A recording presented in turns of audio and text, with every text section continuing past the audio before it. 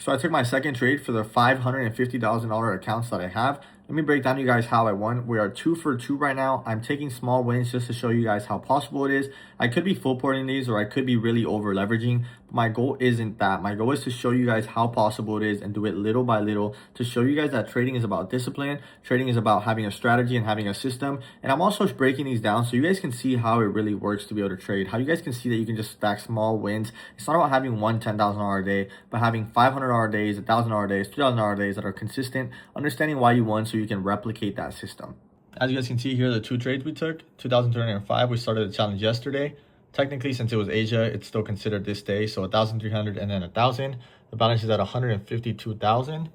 And there's 4 leading accounts. So as you guys can see the trade here, this is the trade that we took. First things first, at market open, I did mark out my session highs and session lows. If you guys don't know what that is, London, Asia, and New York are the 3 sessions that we have. So I have this indicator that tells me what the highs and the lows of each session are. So as you guys can see, my green lines are going to be New York.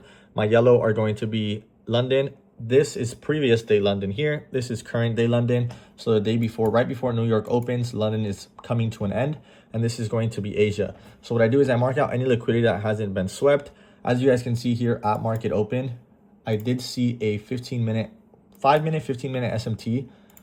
Right here, this low right here was swept on ES. This low was not swept, telling me that we were going to be looking for liquidity towards the buy side.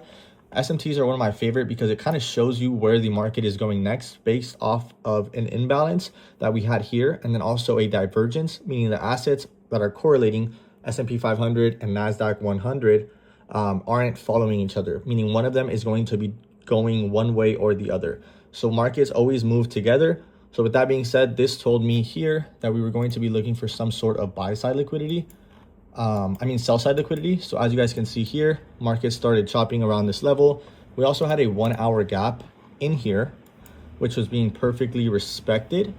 So once it came up, you guys can see here, this is a gap and there's an inverse gap. That inverse gap tapped in perfectly. We came back, we respected it. Since we had an inverse and a normal gap, it was pretty strong sign of where resistance was going to be.